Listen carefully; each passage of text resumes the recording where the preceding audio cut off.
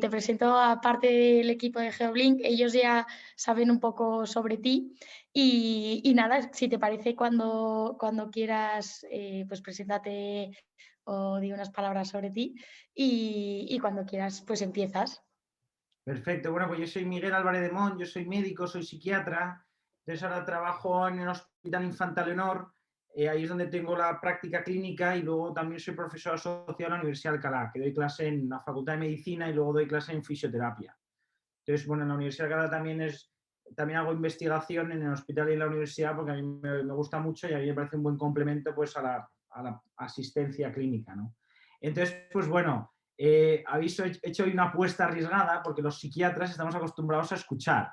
Entonces, cuando nos dan cancha, hablamos y nos explayamos. Pero aún así yo intentaré ceñirme a la media hora que le prometí a Isabel. Y luego, por otro lado, antes de empezar, tengo que reconocer que, claro, mi referencia de Geoblink es Hachim, que es muy amigo mío. Entonces, claro, yo le tengo una alta estima a Hachim. Entonces, claro, para mí ese es el nivel de Geoblink. Entonces yo digo, no sé si voy a ser capaz de contarles algo a esta gente que debe ser unas máquinas que les pille nuevo o que, de lo que puedan aprender. Pero bueno, yo espero que algo por lo menos sea nuevo. Entonces, pues bueno, si os parece, empezamos. O sea, el tema es inteligencia emocional. Entonces, simplemente es una breve introducción. Alfred Binet fue un psicólogo que hizo grandes aportaciones a la psicometría, es decir, a todas esas pruebas diseñadas para medir, en este caso, la inteligencia. Entonces, estas las típicas pruebas de inteligencia que se hacen en el colegio son un poquito la versión evolucionada de las pruebas que diseñó Alfred Binet, que como recordaréis de vuestra etapa escolar, se centraban sobre todo más en capacidades cognitivas pues de tipo cálculo, aritmetia, o sea, temas aritméticos, etcétera. Entonces no evaluaban en ningún caso temas emocional, porque hasta que se ha desarrollado el concepto de inteligencia emocional, hasta entonces temas de investigación de inteligencia y temas de emoción y todo lo relacionado con las emociones iban por separado. Entonces, el concepto de inteligencia emocional en parte fue novedoso porque integró ambas disciplinas. Entonces, bueno, no sé si conocéis, así viendo fotos, no sé si conocéis a este tipo, no sé si os gusta el ajedrez o si os gusta la historia, sobre todo Guerra Fría, pero estos son imágenes de Bobby Fischer. Bobby Fischer, bueno, fue un ajedrecista, fue campeón del mundo de ajedrez bastante joven y sobre todo pues fue famoso porque hubo una partida en la que se jugó el campeonato del mundo de ajedrez que se enfrentó a Estados Unidos y Rusia en ese contexto de la Guerra Fría, entonces se llamó la partida del siglo. Entonces esa partida del siglo la ganó Bobby Fischer y fue lo que pasa es que eso fue el principio también de su fin. Bobby Fischer debía tener ciertas capacidades mentales súper desarrolladas, que por eso se le convirtió en un genio en ajedrez. Sin embargo, siempre fue una persona conflictiva, siempre fue una persona que tuvo dificultades, yo creo que para soportarse a sí mismo y para entenderse con los demás y para, bueno, pues para al final, pues para cooperar o para conseguir formar equipo y entenderse, ¿no? Entonces, pues lo cierto es que su vida luego fue muy complicada, llena de conflictos y la verdad es que acabó muriendo y viviendo los últimos años de su vida en desgracia total, expulsado de su país, murió en un país ajeno y solo, ¿no? Entonces, un poquito el concepto de inteligencia emocional lo que viene es a rellenar ese gap que hay un poco entre las pruebas psicométricas que aplicaban habitualmente en los colegios y luego lo que nos encontramos en la vida real, ¿no? En el día a día, ¿no? Porque nos encontramos que esas pruebas no siempre son útiles, no siempre son completas para evaluar luego el rendimiento futuro en la vida en general, ¿no? Tanto en faceta laboral, familiar, social, etcétera.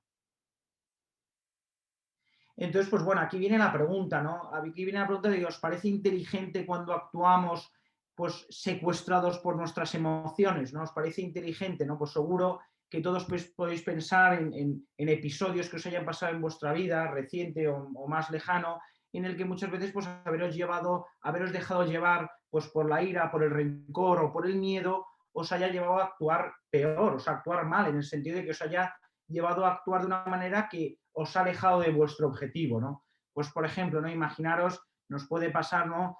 Pues desde en un atasco o a lo mejor ahora que estamos haciendo todo telemático, se nos cae el wifi, nos cabreamos mucho y a lo mejor fruto de la ira, pues a lo mejor en vez de ponernos a solucionar el wifi, lo que hacemos es cargarnos algo, pegar una patada, pues así, lo único que estaremos es generando un nuevo problema, ¿no?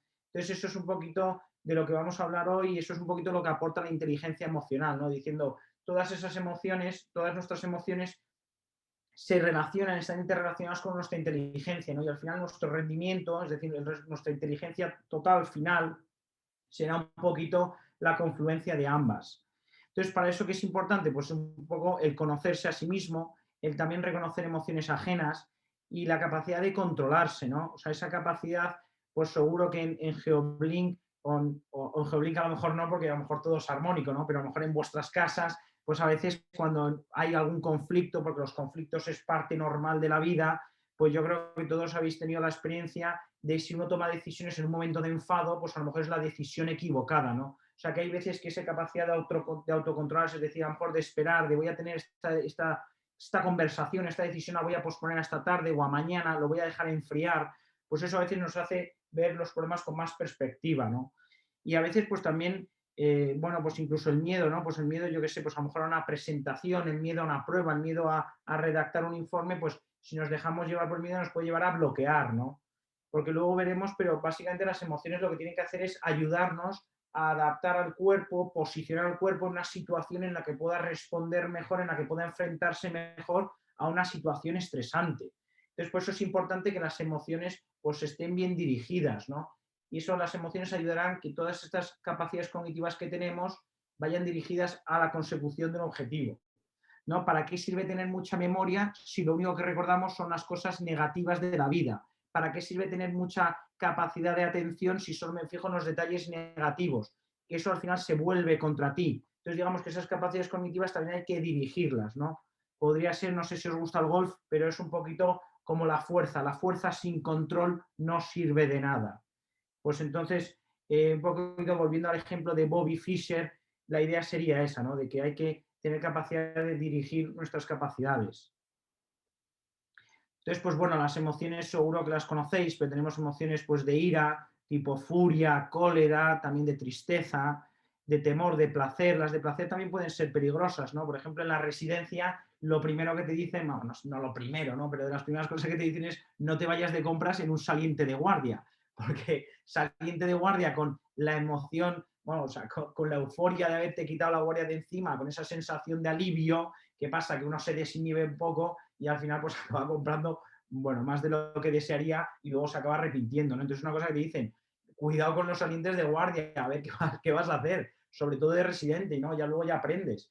Pero es verdad que cuando uno está un poco desinhibido, ya sea por la euforia, pues a veces le puede llevar a actuar de una manera de la que luego se arrepienta. Entonces no sé si conocéis el caso de Phineas Cage. Bueno, esto es súper interesante, esto fue una gran aportación a la neurociencia en general. Phineas Cage era un obrero del ferrocarril. Entonces trabajaba en el ferrocarril y hubo una explosión y una barra metálica, como veis en la imagen, saltó y le atravesó lo que es la zona frontal del cerebro. Entonces sobrevivió contra todo pronóstico para ese momento, ¿no? Porque fue bastante aparatoso. ¿Qué ocurre? Que la personalidad de Phineas Cage cambió radicalmente. Su capacidad de regulación emocional se deterioró drásticamente, pasó a enfadarse con gran facilidad, pasar a la habilidad emocional, o sea, ponerse a llorar, del llanto a la risa, de la risa al cabreo, y sobre todo ser una persona muy respetuosa, cuando antes era una persona normal, amable, buen trabajador, buen compañero de trabajo, pues pasó también a no tener capacidades de función ejecutiva.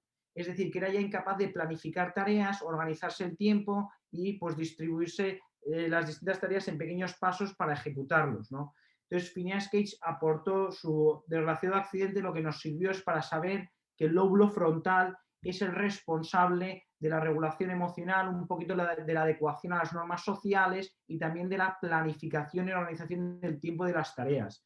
No sé si en vuestra familia a lo mejor tenéis alguna persona mayor, pues a veces se dice de algunas personas mayores, pues de los abuelos, a lo mejor en un momento a veces se pueden poner un poco desfrontalizados. ¿Eso qué quiere decir? Que a veces en un estadio precoz de la demencia ocurre que el lóbulo frontal empieza a deteriorarse, entonces esos abuelos pasan a estar un poco desinhibidos. El ejemplo clásico es el abuelo cachondo, pues un abuelo que clásicamente había sido una persona correcta, empieza a hacer a lo mejor comentarios un poco inadecuados, un poco verdosos. Bueno, pues ¿por qué? Pues porque ha perdido ese filtro que ejerce el lóbulo frontal. Y también por eso se irritan con mucha facilidad, son de cabreo fácil. Pues por eso estas personas a veces mayores que empiezan a desarrollar una demencia y se deteriora el lóbulo frontal, pues decimos que se desfrontalizan. Entonces, pues bueno, el papel de las emociones en la toma de decisiones tampoco me voy a entretener mucho aquí en el entramado científico que nos ayuda a explicar, al menos parcialmente, cómo influyen las emociones en nuestra toma de decisiones, pero yo creo que es evidente, ¿no? Yo creo que todos tenemos la experiencia de no tiene nada que ver llegar a un bar a tomar una cerveza con un estado de ánimo u otro, ¿no? Eso nos puede llevar a pedir una cosa u otra, o incluso a hacer la compra, ¿no? No tiene nada que ver si uno va con hambre o si uno va de una manera u otra, seguro que al llegar a la caja, si uno está un poco descontrolado, seguro que de manera impulsiva cogerá de los chicles que siempre tienen ahí o gominolas o lo que sea, ¿no? O sea que, y esto en el mundo empresarial, por supuesto que ocurre seguro que más de lo mismo, ¿no? Si uno está en un momento a lo mejor de euforia, pues a lo mejor asume riesgos quizá excesivos, o a lo mejor en un momento a lo mejor si está un poquito más triste, más pesimista, pues al revés, ¿no? Oportunidades que había no las aprovecha, pues que a lo mejor fruto de su estado de ánimo no se ve capaz, cuando a lo mejor en realidad sí lo es. Bueno, esto tiene mucho entramado, pero tampoco creo que merezca la pena entretenernos más, pero esto es apasionante. Entonces, pues bueno, la inteligencia, en mi opinión, ¿no? Todos los que nos gusta el concepto de inteligencia emocional pensamos que la inteligencia también tiene mucho de saber automotivarse, ¿no? O sea, perdón, que no sabía que estaba tan animada esta diapositiva. Perdón. No le digo que la inteligencia también tiene de automotivarse, pues eso sabemos que en la vida pues hay caídas, hay obstáculos, entonces pues en ese sentido a mí me parece un ejemplo en eso, pues no soy del Atlético, de hecho soy del Real Madrid, pero a mí el Cholo Simeone me parece espectacular, porque a mí me parece así que una persona que ha llegado a estar muy cerca de un objetivo no lo ha conseguido, el levantarse y el volver a intentarlo, volver a insistir, a mí eso me parece un ejemplo. A mí me parece que eso en Estados Unidos, por ejemplo, seguro que lo sabéis en el mundo de las startups, pero se valora mucho, a mí me llama mucha atención de cuando he estado ahí, cómo se valora el éxito después del fracaso. O sea, cómo lo intentó, lo consiguió, fracasó, lo volvió a intentar y lo consiguió, como diciendo, ese camino se valora un montón. Y a mí me parece que eso es importante, ¿no? Porque yo creo que al final la vida, en el camino, sea cual sea el que estemos recorriendo, al final las caídas, los obstáculos van a estar. Entonces ese saber automotivarse para mí también es inteligencia, ¿no? Perseverar en el empeño, ¿no? A pesar de las frustraciones, ¿no? O sea, ser ese motor propio, tener esa iniciativa, ¿no? Seguro que en el mundo startup, veo que con la media de edad, me imagino que la iniciativa se valorará muchísimo, ¿no?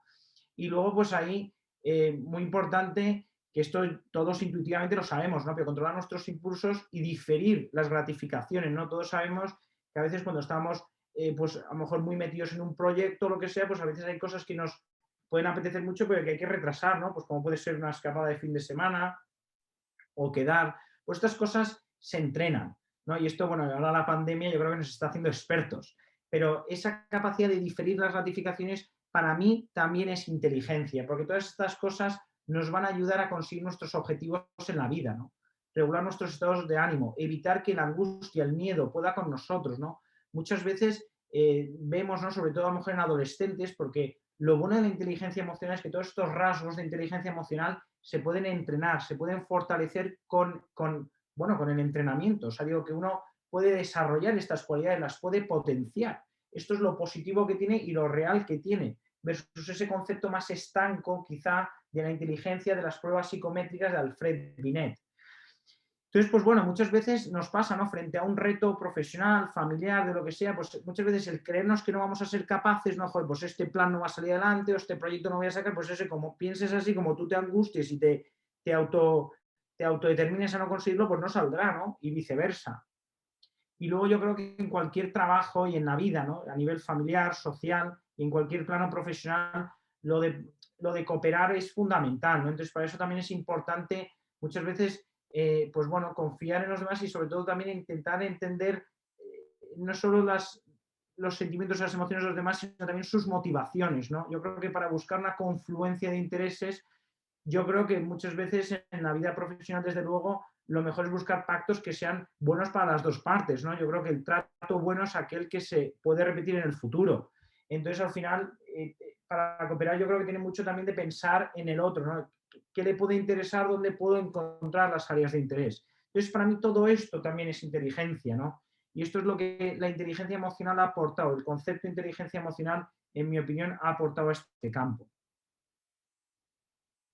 Entonces, pues bueno, aquí la diferencia entre inteligencia y emoción, bueno, pues esto obviamente es discutible, esto es una simplificación, pero la inteligencia, digamos que es la capacidad de adquirir conocimientos, tanto teóricos como de las experiencias vividas, y utilizarlo en situaciones novedosas, ¿no? Pues oye, yo a esta situación nueva que me enfrento mejor gracias a lo que he aprendido, ya sea que me lo hayan contado o ya sea que yo pues, lo he vivido. Y entonces, pues aprendo de mis errores del pasado, lo que sea.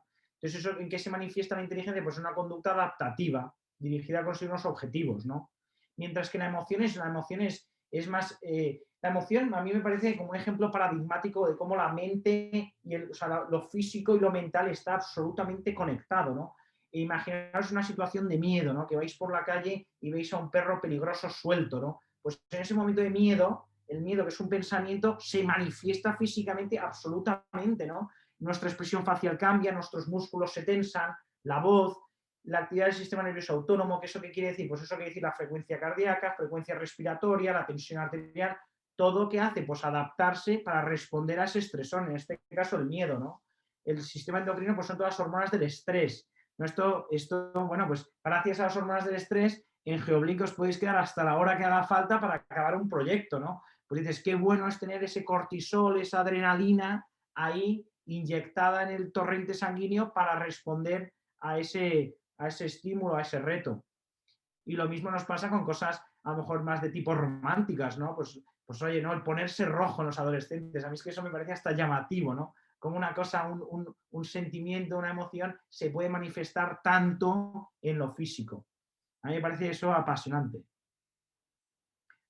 Entonces, pues bueno, aquí pues bueno, está claro que todos tenemos dos mentes, digamos, una mente más racional y una mente más emocional, entonces yo creo que es encontrar el equilibrio, ¿no? Porque obviamente pecar de una de las dos, o sea, el tema es como encontrar el equilibrio, ¿no? Pero la mente emocional hay que tener cuidado porque, pues bueno, pues es muy ilógica, ¿no? O sea, es muy ilógica y es muy impulsiva, muy poderosa. Entonces a veces puede llegar a eclipsar a nuestro yo más racional, ¿no?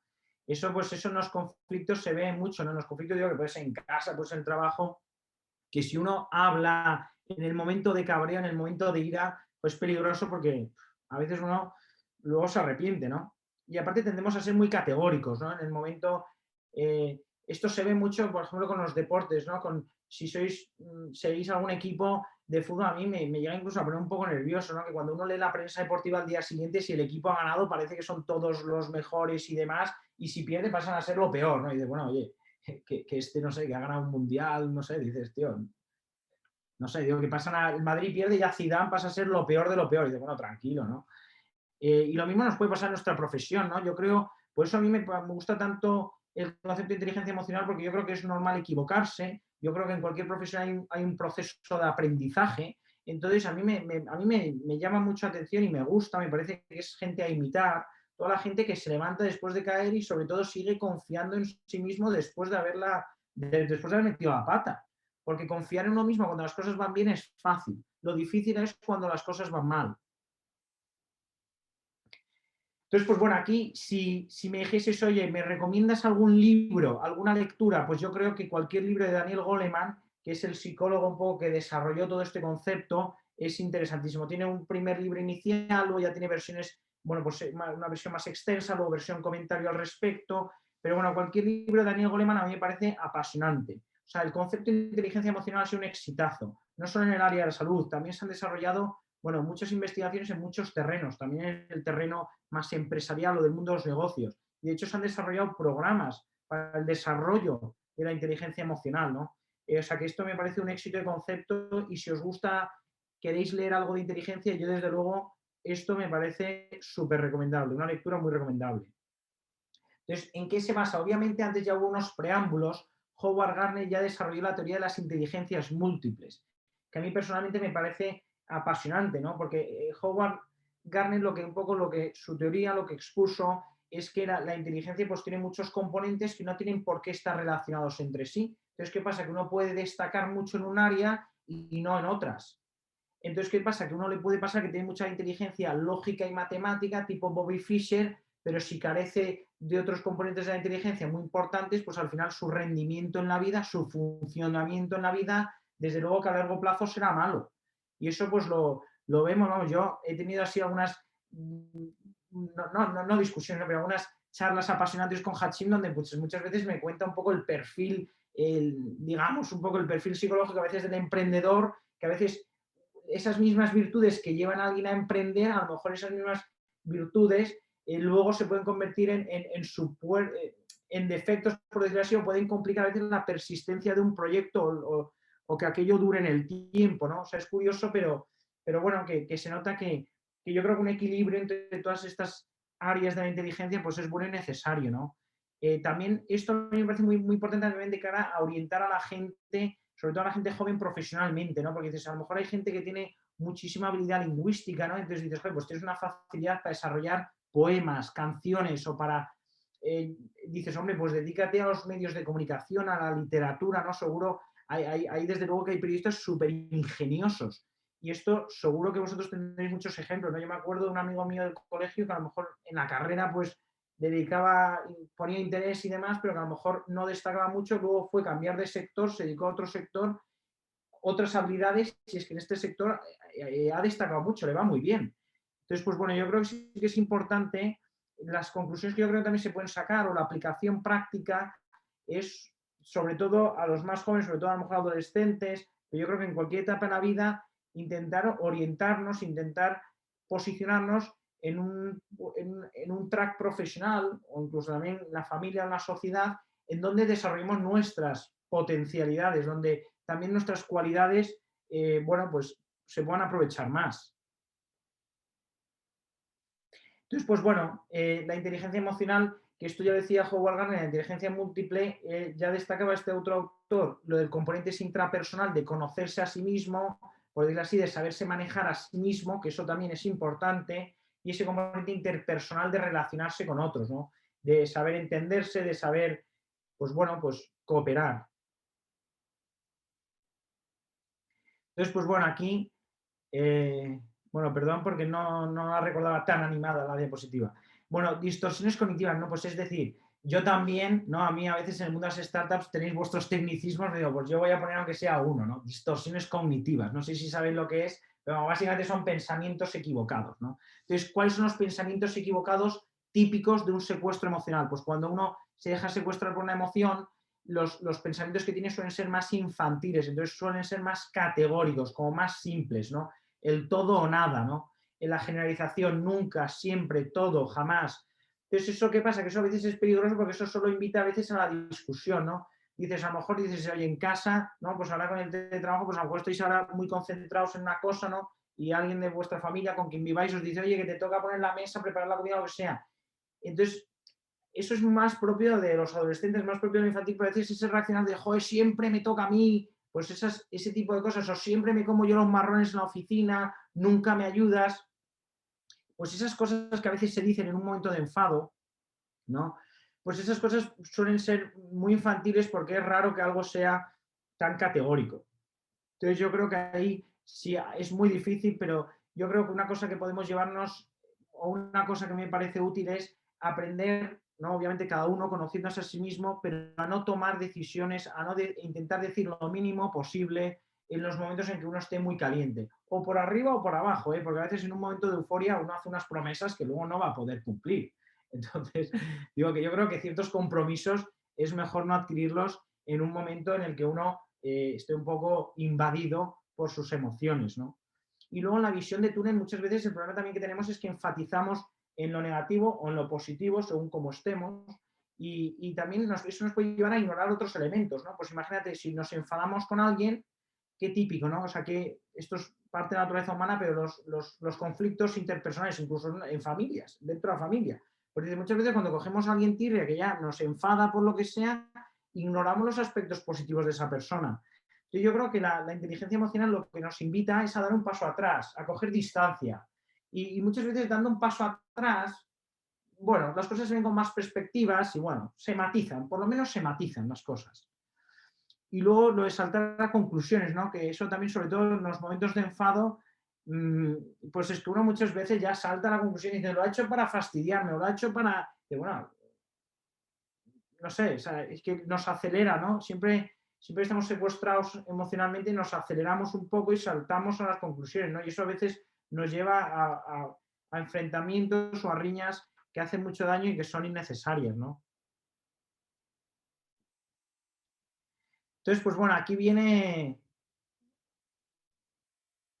bueno, pues el reto, ¿no? El reto, que es el control de las emociones que lleva al arte de calmarse, ¿no? Entonces, obviamente cuando uno está enfadado, está eufórico, no es cuestión de negar o reprimir esa emoción que siente, ni mucho menos, pero sí moderar, ¿no? Sí moderar en el sentido de a veces nuestras reacciones, si esperamos simplemente 5 minutos o si esperamos media hora, quizá nuestra reacción sea más proporcional.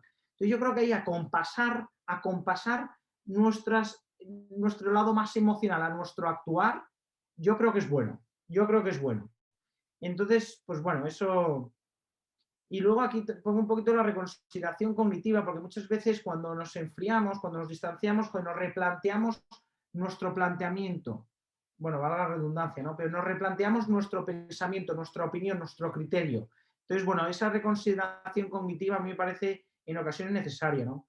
Entonces, bueno, pues podemos recurrir, ¿no? Te llega un email que dices, bueno, pues a lo mejor te llega un email que te asienta fatal, ¿no? Pues oye, pues a lo mejor un truco podría ser, mira, cada vez que te llega un email que dices, es que me dan ganas de contestarle, bueno, 4 cositas, pues dices, pues bueno, métete en una página web, yo qué sé, métete a leer lo que te dé la gana, lee lo que te dé la gana y a lo mejor luego ya contesta, porque aunque sea esos minutos de delay, igual mejora el tono, ¿no? Igual mejora el tono. Pero bueno, no lo sé, no sé bueno, si algo de esto puede ser práctico, pero bueno, yo creo que esos pequeños trucos, cada uno conociéndose, yo creo que eso sí que es bueno, ¿no? O muchas veces dices, joder, si estoy ahora cabreado, leer este email, lo voy a dejar ahí y lo leo luego, ¿no? Pues bueno, eso que cada uno se conoce a sí mismo, ¿no? Entonces, pues bueno, perdonad por lo de las diapositivas porque no las recordaba así, de animadas. O sea que lo siento por eso. Bueno, el control de la ansiedad, ¿no? Esto a mí me parece muy, muy relevante porque aquí yo creo que hay que distinguir entre dos cosas que parecen muy similares, pero en realidad son muy distintas, ¿no? Que es el preocuparse versus el ocuparse, ¿no? Muchas veces nos pasa, yo creo que eso también cuando vamos madurando nos pasa menos, pero quizá todavía nos pase con cierta frecuencia, pues cuando un problema nos preocupa mucho, como que le damos muchas vueltas, pero entrando en bucle.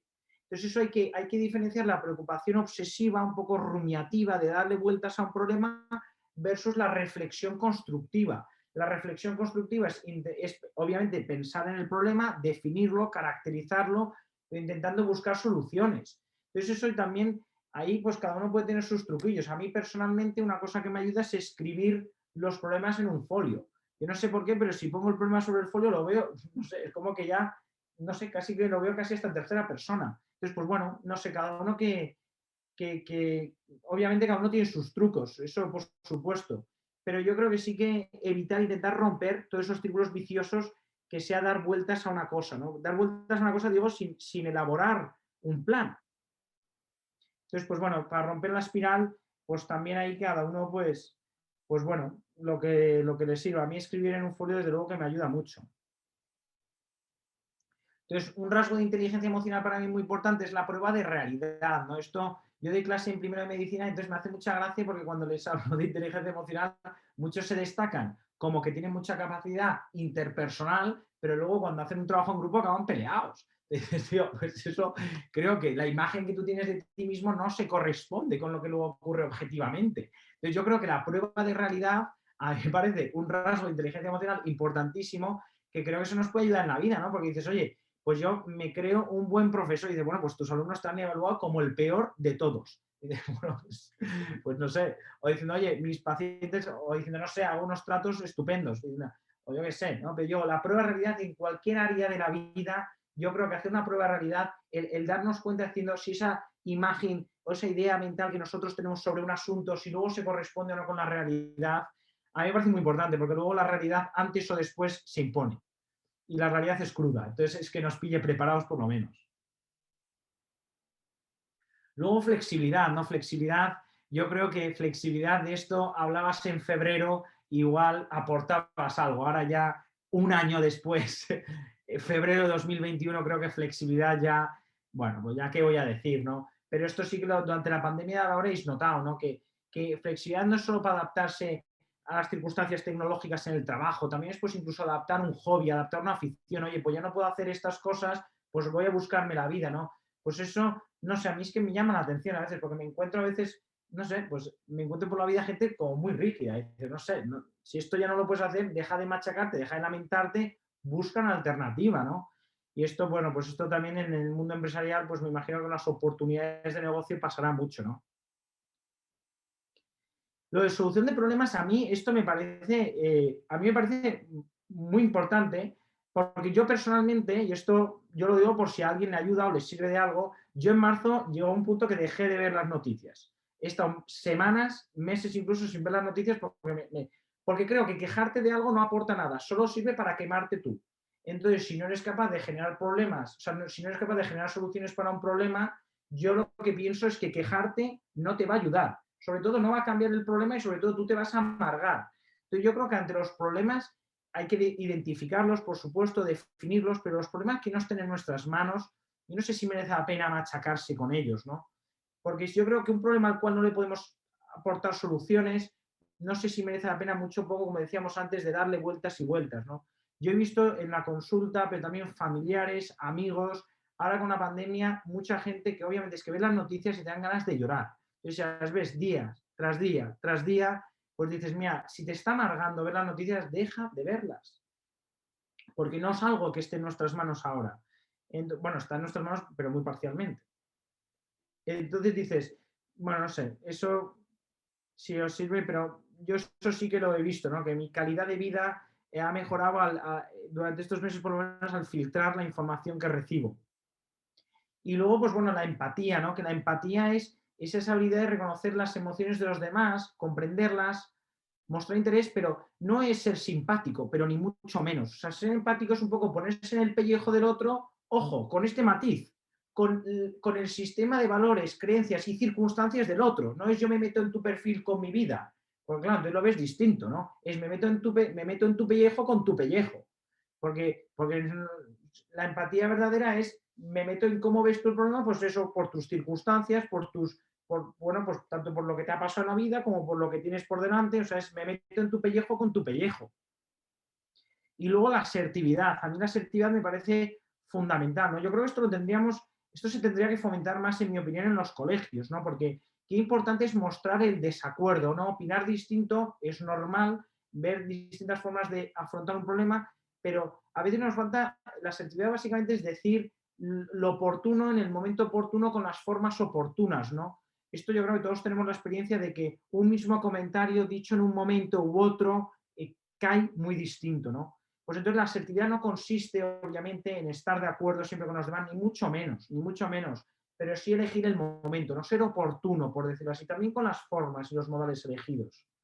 Eso yo, desde luego, que asertividad, desde luego he hablado, yo de lo que he aprendido mucho de gente que no es médico, a gente de otros sectores, es a la hora de escribir los emails, cómo de mimo, cómo lo hacéis, que a mí esto me flipa en vuestro mundillo, cada email es un arte, ¿no? Y esto yo sí que lo intento aprender porque creo que también a la hora de interaccionar por correo electrónico también es importante cuidar las formas, ¿no?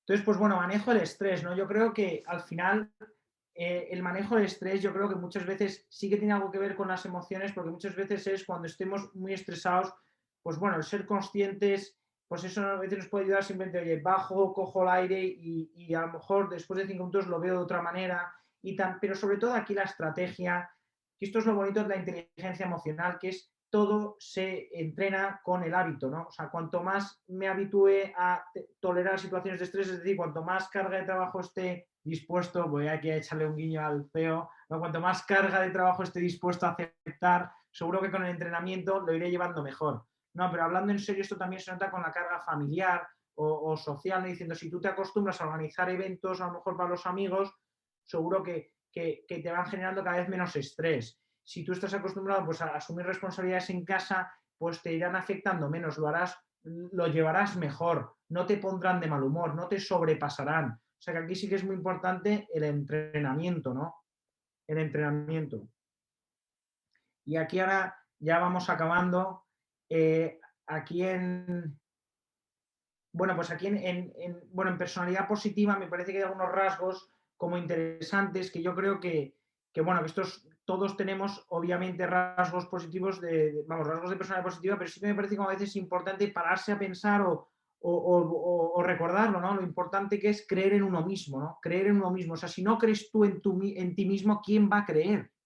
Entonces, creer en uno mismo me parece fundamental, ¿no? Pero bueno, esto en el mundo startup, hombre, habéis tenido la iniciativa de lanzaros, ¿no? O sea, que os lo creéis, ¿no? O sea, que esto aquí justo vosotros tenéis mucho de eso, ¿no? Pero eso me parece fundamental, ¿no? Si no, es que con cualquier tarea, ¿no? Seguro que cuanto más creas tú que es posible, más probable es que lo consigas, ¿no? Eso Rafa Nadal también decía, cuanto más entreno, más suerte tengo, ¿no? Bueno, pues un poco eso, ¿no? Luego, a mí me parece muy importante, y eso por eso a mí no me gusta a veces la crispación, porque yo creo que a veces, bueno, yo entiendo que en política yo entiendo que esa sea la estrategia, pero yo creo que hay que estar dispuestos a ver lo mejor en los demás. Y eso desde luego que en el ámbito familiar y con los compañeros de trabajo nos va a ayudar, ¿no? Porque muchas veces cuando nos picamos con alguien, ya nos cegamos, o sea, ya tenemos una visión de túnel total, entonces yo creo que ahí es donde sí que es bueno también dar un paso atrás. Yo esto sí que lo ejercito y de verdad, que cuando me cabreo con alguien, me escribo en un folio, a mí que lo de los folios me encanta. Bueno, no sé si Greta estará muy cabreada, pero a mí los folios, escribir sí me gusta. Entonces, dices, si estás enfadado con alguien, yo creo que escribir 4 cosas buenas de esa persona ayuda, aunque luego sigues pensando que no, o sea, que te cae mal. Pero por lo menos tener el ejercicio, el esfuerzo. De voy a pensar 4 cosas buenas de esa persona que me cae mal. O incluso de esa persona que opina distinto, ¿no? Y dices, oye, ya sea que dices, es que ve este problema muy distinto, pero totalmente distinto. La forma de aproximarse para resolverlo es absolutamente distinto. Yo creo que sí que es bueno intentar poner en un folio diciendo 3 cosas por las que su estrategia es buena. Hombre, alguna se te tiene que ocurrir. Y aunque tú luego sigas siendo partidario de tu estrategia, yo creo que al haber hecho ese ejercicio, sí que será más fácil que luego lleguéis a un acuerdo. O sí que por lo menos te ayudará a entender a esa persona, aunque no estés de acuerdo, ¿eh? Y luego, pues bueno, pueden ver oportunidades en todas partes, eso sí que me parece un rasgo de inteligencia emocional de personalidad positiva, pero eso seguro que sabéis esa anécdota, ¿no? De un empresario que manda a un trabajador a África, a un país de África, a una aldea, y no es zapatero, vende zapatos, y en esa aldea de África, pues todos iban descalzos, ¿no? Entonces un empleado vuelve de esa aldea y dice, aquí no hay ningún trabajo porque nadie llevaba zapatos. Entonces envía a otro trabajador, ve el mismo problema, que nadie lleva zapatos, sin embargo, lo ve como una oportunidad. Tenemos que venirnos aquí porque le podemos vender un par a cada habitante. Entonces, pues bueno, esto obviamente es un cuento, pero yo creo que esto lo podemos traducir muchas veces en la vida, que yo creo que bueno, a veces nos llegan marrones y lo podemos ver como una oportunidad, ¿no? Y luego lo de enfocar en las soluciones, ¿no? Eso sí que a mí me parece, de verdad que lo de quejarse amarga a uno, ¿eh? O sea, a uno mismo, es como una especie de veneno. O sea, el quejarse constantemente es una especie de veneno que uno, cuando se queja, piensa que está fastidiando, está de alguna manera enfrentándose a esas personas o lo que sea, pero en realidad lo que está es tomando un veneno que le va a amargar. Y ahora ya, con esto sí que acabo, ¿no? O sea, 2 diapositivas quedan. Esto no sé si lo conocéis, el modelo de Tuckman de desarrollo de grupos. Bueno, en cualquier grupo, para llegar a tener un rendimiento óptimo, el rendimiento óptimo no se consigue al principio, cuando todo es ilusión y buen rollo, se consigue después de haber superado, bueno, pues tormentas, ¿no? Después de haber superado problemas. Y porque muchas veces en los problemas uno se reajusta, se conoce mejor cómo interaccionamos. Entonces, yo creo que estos rasgos de inteligencia emocional, son muy útiles precisamente en los momentos de conflicto, en los momentos de problemas, ¿no? Porque ese pues ser capaz de diciendo, oye, pues ahora lo veo todo muy pesimista, pues porque estoy cabreado o porque, por supuesto, y es normal que lo veas así, por supuesto, pero simplemente el darte cuenta de que tu estado emocional influye en de qué color ves la vida, eso a mí me parece fundamental, simplemente el identificarlo. Y luego, pues bueno, esta es la penúltima, aquí simplemente, pues bueno, aquí lo que tengo abajo en el eje horizontal es el interés por la meta personal y en el eje vertical podríamos poner el interés por la meta grupal, ¿no? O por la relación grupal, ¿no? Entonces yo creo que el rendimiento óptimo no se consigue cuando uno no tiene ningún interés por su meta personal, porque si uno no tiene ningún interés por su meta personal ni por la meta del grupo, ya sea un equipo deportivo, ya sea una familia, ya sea una empresa, lo que va a llevar, eso va a llevar a la abstención, o sea, va a llevar a la vaguería, a la inactividad. Si uno solo tiene interés por su meta personal, se va a volver muy competitivo, ¿no? Y eso en cualquier esfera, ámbito de la vida, no va a ser positivo, ¿no? Imaginaros, si uno quiere desarrollar una familia y también tiene un proyecto profesional, tiene que encontrar el equilibrio. O si uno solo se centra en su profesión y no dedica nada de tiempo al descanso o a las aficiones, eso es difícil que sea sostenible en el tiempo. Entonces, cierto equilibrio es importante encontrar y a la vez, ¿no? Si nosotros no tenemos ningún interés por nuestro proyecto personal, por nuestra meta personal, y digamos que somos, como por decir así, excesivamente sumisos al grupo, ¿qué pasa? Que eso nos va a llevar a una adaptación que tampoco es buena, porque no nos va o sea, no vamos a poder recorrer un camino propio. Entonces, pues bueno, ahí yo creo que un punto, yo creo que el equilibrio en la vida pues es vital y eso va a ser lo que verdaderamente nos lleva al compromiso y a la cooperación. Y va a ser aquí donde esté el rendimiento óptimo. Y esto es trasladable, esto es muy general, pero esto si lo pensáis luego en detalle o si le dais una vuelta, esto es aplicable a muchísimos ámbitos de la vida, ¿eh? Y ahora esta sí que es la última diapositiva, esta es la segunda lectura que recomiendo para hoy. Si a alguien le interesa la psicología, en este caso más a lo mejor la psicología social, me parece que esta psicóloga, que es catedrática de psicología en una universidad de Estados Unidos, creo que era en Wisconsin, ha desarrollado un modelo de bienestar psicológico que para mí es muy meritorio. Porque claro, en medicina, en salud, medir determinadas variables es muy fácil, ¿no? Diciendo, medir el colesterol es muy fácil, es un parámetro analítico, entonces es muy sencillo. Pero medir algo tan subjetivo como el bienestar psicológico a mí me parece súper complicado. Entonces me parece muy meritorio lo que esta catedrática de psicología pues, ha desarrollado un modelo en el que pues, ella plantea que hay 6 cuestiones en la vida, que estas 6 cuestiones como que son puntos clave para tener bienestar psicológico. Entonces, pues bueno, uno de ellos, bueno, es la autoaceptación, que la autoaceptación no es la resignación, es simplemente conocernos a nosotros mismos, nuestras limitaciones, nuestras fortalezas y con eso, pues bueno, conociéndonos a nosotros mismos será mucho mejor porque sabremos afrontar tareas y retos que se adaptan a nuestras cualidades. Luego aquí está importantísimo relaciones positivas con otros, ¿no? Esto es fundamental, porque yo creo que en ningún área de la vida vamos a progresar sin la cooperación, sin el entendimiento. De hecho, vamos, yo creo que de hecho los proyectos más grandes muchas veces han sido sinergias de disciplinas, sinergias de puntos de vista, ¿no? Pensáis en Apple o en cualquier así como proyecto de estos que ha cambiado el mundo y siempre es esa sinergia entre gente. Y luego, pues bueno, propósito en la vida, que yo creo que eso es importante, ¿no? También el crecimiento personal en todas las áreas. Luego, muy importante el control ambiental, ¿no? Pues muchas veces si uno tiene un objetivo, pues ir a por ello y bueno, pues el no ir un poco como veleta y bueno, autonomía. Pero esto es muy profundo, esto en realidad es bastante profundo, por eso si a alguien le interesa como libros que tengan que ver con bienestar psicológico, yo recomiendo lecturas de esta catedrática, de Carol Reef. Y bueno, ya con esto ya acabo, que igual me he excedido un poco, ¿eh? O sea que perdonad por he abusado de vuestra confianza. Que va al revés. Miguel, muchísimas gracias. Ha estado genial. No sé si alguien tiene alguna duda, alguna pregunta para Miguel. Aprovechad.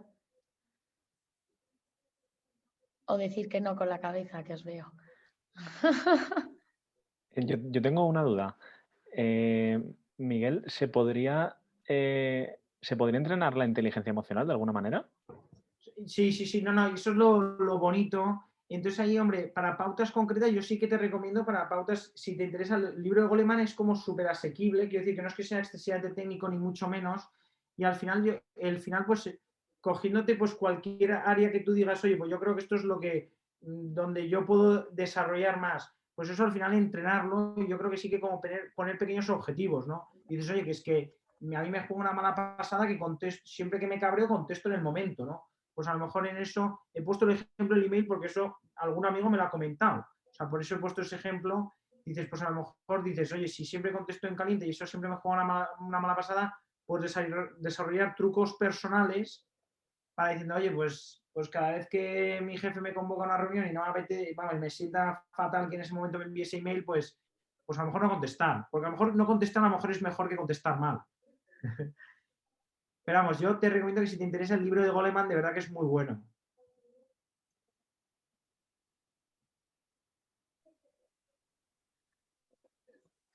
Y pues, no sé, ¿tenéis alguna pregunta más?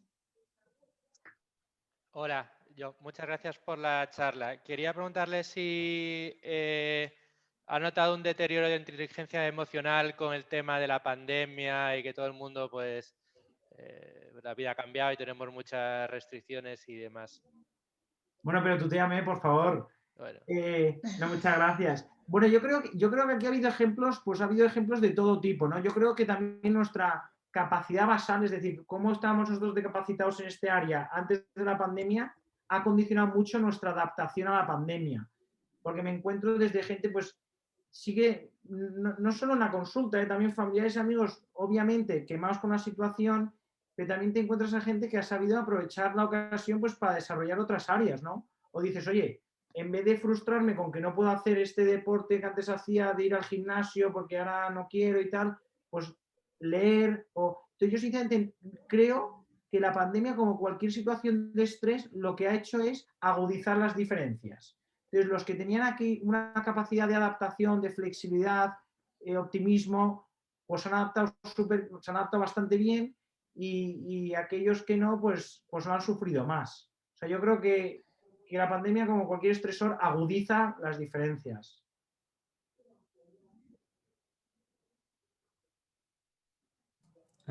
Tenía una pregunta.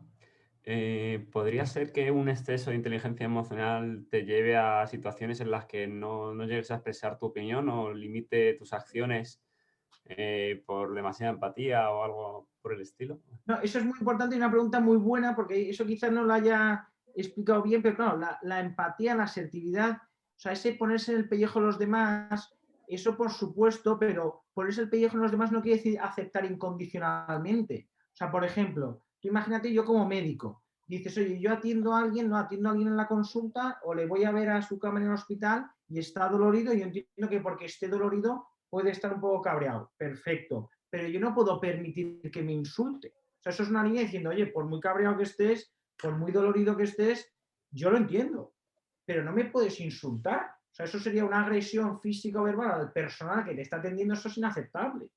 Entonces, en ese sentido, no, o sea, la virtud no va a estar en el exceso, sino la virtud va a estar en el punto medio. Dices asertividad. Asertividad es decir las cosas en el momento adecuado, pero asertividad es saber expresar lo que uno piensa y saber defender su postura y, digamos, o incluso sus derechos o lo que sea. Es decir, que asertividad no quiere decir me callo en la reunión para no llevar la contraria o para que alguien se enfade. O sea, tú lo que vas que es expresarlo con los modales adecuados al momento y de la manera adecuada. Pero callarse sería un error. O sea, asertividad es encuentro una manera de expresar lo que yo tengo que expresar, mis deseos, mis necesidades o lo que sea. No sé si el ejemplo del hospital con la empatía te ayuda o... Sí, aclarado. No sé, digo, o ahora dices, pues por ejemplo dices, hostelería, dices, pues por supuesto que a lo mejor, por supuesto dices, estás enfadado y tienes tus motivos de estar indignado, por supuesto, pero eso no va a justificar que agredas, yo que sé, a un policía o que quemes contenedores. O sea, digo que hay determinadas cosas que yo te entiendo, pero es que esto ya no está bien. O sea, esos límites no se pueden pasar. A mí me gustaría hacerte una pregunta, yendo hacia mi terreno, que es la selección. ¿Cómo crees que habría algunos tips para medir en una persona haciendo una entrevista su inteligencia emocional? Pues eso, la verdad que es una pregunta interesantísima, pero a día de hoy las escalas que hay para medir la inteligencia emocional es que yo creo que es algo tan difícil de medir, es que es una cosa como muy difícil como de objetivar, ¿no? Entonces las escalas que hay son flojillas. Entonces yo creo que ahí al final, porque también hay muchas cosas que yo creo que salen a la luz en los momentos complicados, ¿no? Entonces los procesos de selección en psicología son apasionantes, pero no sabría qué decirte, ¿no? Yo creo que hay siempre poner una circunstancia un poco, bueno, un reto en la entrevista o simplemente, pues hombre, a veces las referencias. No sé, que alguien te diga cómo se comporta ante... determinadas situaciones. Pero una escala, a día de hoy, no hay una escala que mida bien la inteligencia emocional. Digo, hay escalas para otras cosas, hay escalas para medir depresión, para medir muchas cosas, pero para medir inteligencia emocional todavía no tenemos. Genial. Pues muchas gracias. ¿Alguien más? ¿Alguna pregunta? A mí me interesaría saber si... No sé si se me oye, ¿verdad? Sí. Me interesaría saber si tienes algún libro, algún tip, algo así de inteligencia emocional con el liderazgo. O sea, intentando encajarlo con liderazgo, tratar de comprender a tu equipo, expresarte mejor, saber llevarlo. Eso es un campo que es que hay mucho, o sea, pero mucho y muy bueno, ¿eh? Yo tengo, de hecho, un libro, por ejemplo, de la Escuela de Negocios de Harvard, que yo no me dedico a eso, pero simplemente me llamó la atención porque te habla incluso, me parece apasionante. Yo, si me das tu email, si me lo puedes poner por el chat o a través de Isabel, yo te lo envío. Sí, no te lo paso yo, sí. Pues que me lo paséis. Tampoco me importa que lo tenga el resto del equipo. Ah, bueno. No, porque es impresionante, porque también te habla incluso de cómo la gestión de las reuniones, elegir la hora, elegir el setting, cómo posicionas a la gente, con aperitivo o sin aperitivo, de pie o sentados. O sea, todas estas cosas de, si quieres que la decisión que se tome rápido, pues de pie y sin... O sea, bueno, muchas cosas que me parecían apasionantes. O sea, que yo te enviaré alguna referencia a tu email. Sí, o sea, a mí me parece un tema súper chulo, vamos. Además, mi madre está bastante metida en eso y vamos, sí, entonces siempre me da al tema. Pero me ha gustado la charla, ¿eh? O sea, que muchas gracias. ¿Alguien más? Yo creo que te habíamos avasallado con bastantes preguntas. Nada, os mando ahora los enlaces de los libros que ha dicho, si queréis, porque he visto que no habían preguntado en el chat y demás. Y nada, que millones de gracias, de verdad, Miguel. Yo creo que muchas gracias a vosotros. Ha estado genial. Tengo que decir que no solemos preguntar mucho y estoy encantada con todas las preguntas que ha habido y que hemos estado un montón. Así que también gracias a todos vosotros, chicos y chicas. Y nada, pues mil gracias.